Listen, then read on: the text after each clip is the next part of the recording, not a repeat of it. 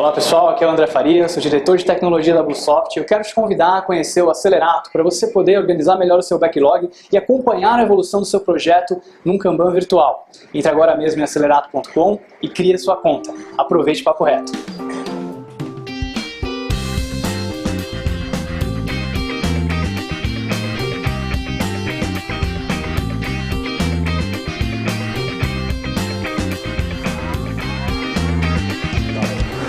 Boa noite, senhores.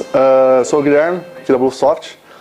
No último Papo Reto, antes de mostrar a viagem para o Japão, eu apresentei sobre a Ada Lovelace, e uma tentativa aí de falar sobre os grandes gênios da computação, né? Talvez mais Papos Retos ainda virão com esse mesmo tema. Então, se você quiser ver o da Ada Lovelace, clica aqui, o Wilson vai colocar o link no site, no YouTube, e é isso aí. Bom, hoje eu vou falar sobre um homem que a gente tem que agradecer ele por algumas coisas, como ter um mundo livre de nazistas e cheio de computadores e coisas bacanas, né? Um cara que a gente deveria pedir desculpa pela sociedade terrível que a gente tinha naquela época e ainda tem um pouco, né? Falar sobre o Alan Turing, né? Gênio da matemática e pai da teoria de ciência da computação e inteligência artificial. Bom, Alan Turing nasceu em 1912, né, na Inglaterra, e durante a escola, durante o colégio, os professores já percebiam que ele não era só um garoto, né, inteligente, aquele garoto brilhante, ele era tipo ultra mega super blaster gênio da matemática. Tipo, ele conseguia fazer os cálculos, as coisas tudo de cabeça e resolver problemas de cálculo mesmo, né? Tipo, sem ele ter aprendido cálculo, né? Coisa de integral, derivada, conseguir resolver esses problemas de cabeça sem ao menos saber dessas teorias, sem os professores terem ensinado aquilo, né? E nessa época também do colégio, ele já... pessoal... tem algumas pesquisas que falam que entre amigos ele não escondia, né, o fato dele ser gay, só que nessa época não era nem questão de não ser bem aceito pela sociedade, era ilegal mesmo, tipo, você poderia ser preso se descobrissem, uma coisa do tipo. Daí tá, na época da faculdade ele continuou os estudos na área de matemática, computação, e ele contribuiu muito para a área da computação, porque ele imaginou, tipo, da cabeça dele, ele não construiu nada, ele não construiu um computador, não construiu uma máquina, ele imaginou uma máquina, tipo, uma máquina que poderia calcular qualquer coisa calculável. Tipo, é um negócio meio complexo assim, de pensar, mas vem da teoria de autômatos finitos. Ele formalizou a ideia de algo computável, de você ter os símbolos e associar esses símbolos a regras e poder calcular qualquer coisa a partir de símbolos, né? E então é isso, tipo, ele imaginando isso, ele formalizou, né? Ele fez um estudo que essa formalização dessas regras pode mais para frente realmente criar as máquinas, os computadores, tudo que a gente usa hoje em dia, e por isso ele é tido como o pai da ciência da computação. Na área de inteligência artificial, ele o que ele imaginava, o que ele estudava, ele imaginava que uma hora, com esses computadores, com essa máquina dele, você poderia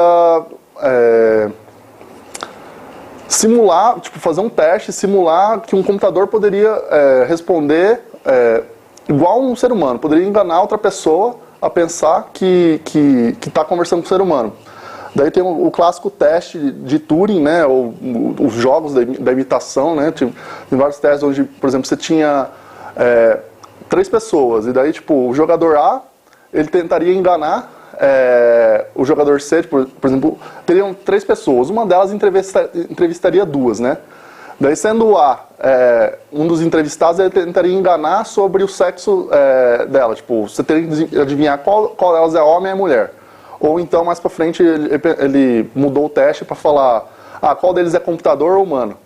E se várias pessoas fizessem esse teste, tipo, só por mensagem mesmo, tipo, trocando uma mensagem com uma máquina ou alguma coisa assim, tipo, em salas separadas, se várias pessoas fizessem esse teste e na mesma porcentagem, assim, a máquina conseguisse enganar ou não enganar as pessoas do mesmo tanto que outra pessoa respondendo esse mesmo teste, como uma das pessoas, então ele considerava aquela máquina como inteligente. Então, para ele, esse primeiro conceito de inteligência artificial seria, para um computador, para uma inteligência artificial, digamos assim, passar no teste de Turing, ela teria que enganar um ser humano de que ela não é um computador, né? Ela teria que se passar por um ser humano, né? Então, tá aí a quote dele, né? Computer would deserve be called intelligent if it could deceive a human to believing that it was human. Além disso, isso tem poucos anos que foi revelado. Ele foi herói de guerra, né? Herói da Segunda Guerra Mundial, por ajudar, na época da guerra, o MI6, né, da Inglaterra, o serviço secreto, contratou ele a fim de... e outros especialistas, né, em matemática e criptoanálise, para tentar quebrar os códigos das máquinas, as mensagens que os exércitos nazistas enviavam entre si, né? Então ele ajudou a quebrar esses códigos e acabou salvando bilhões de vidas, incontáveis.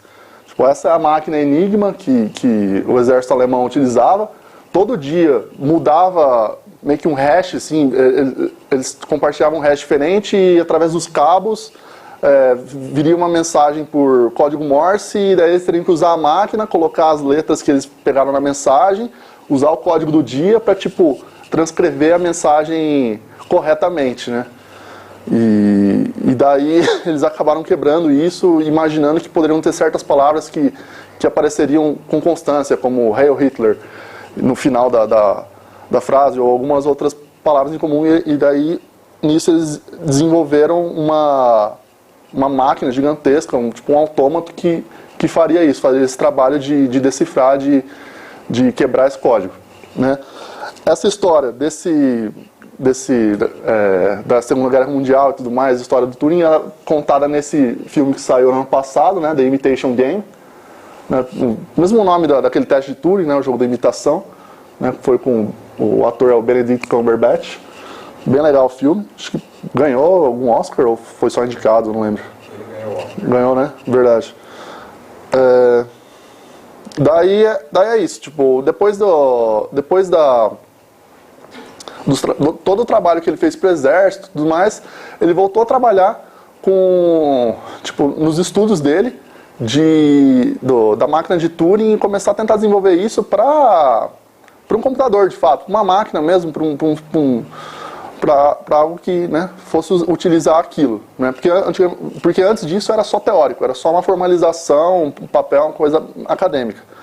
E daí um belo dia ele voltou do trabalho e ele não achou algumas das coisas que ele, com que ele trabalhava, perdeu algumas coisas. E daí ele chamou a polícia, porque ele foi roubado.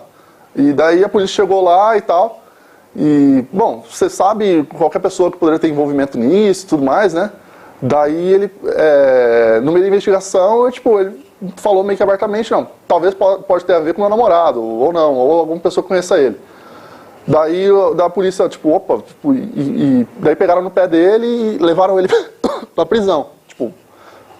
Prenderam ele na hora e daí foi a julgamento por atentado ao pudor, né? Era esse o crime na época por ser homossexual. E daí ele teve que escolher entre duas alternativas, ou ele ia ficar preso, confinado, ou ele teria que tomar, hormônios, né? Hormônios que na época eles acreditavam curar a homossexualidade. Então ele tomou estrogênio durante muito tempo e, sim, isso deixou ele sem libido, impotente, até deu ginecomastia e, muita depressão, né? Foi ficando depressivo com isso, porque, hormônio que não deveria, né, tá tomando. E daí, isso daí foi em 1952, daí ele continuou trabalhando em todas as coisas que ele estava trabalhando dessa maneira até 1954, quando ele se matou. A maior parte das teorias é que ele se matou. Ele comeu uma maçã e essa maçã estava envenenada com cianeto, que ele mesmo colocou na maçã. Essa é a teoria mais aceita porque ele gostava muito do conto da Branca de Neve e tal, como se fosse uma encenação. Mas existem teorias também que falam que ele comia maçã todo dia e que o cianeto pode ter sido um acidente. Tipo, na investigação na época não ficou muito claro, mas a teoria mais aceita é de que ele se matou mesmo. E, bom, recapitulando, não tem muito o que recapitular, mas foi para da ciência da computação, né, formalizando os conceitos de algoritmo e do que é computável, né, com a máquina de Turing, né.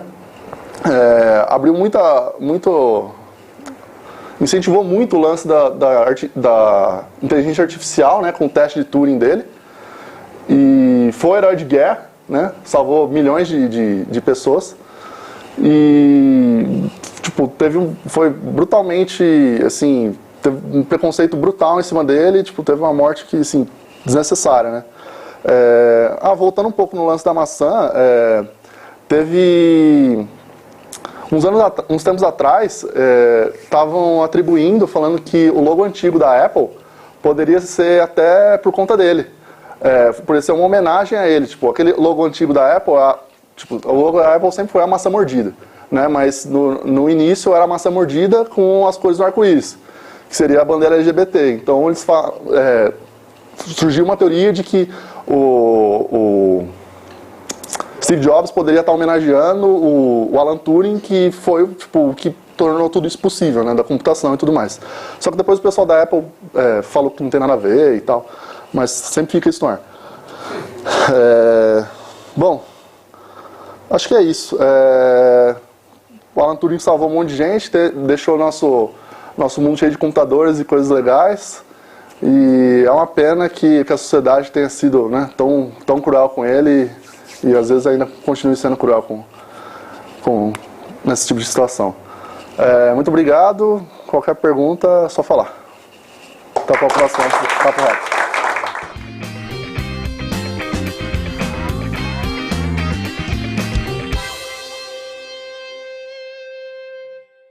Tossi um pouco antes, senão ficar tossindo na apresentação.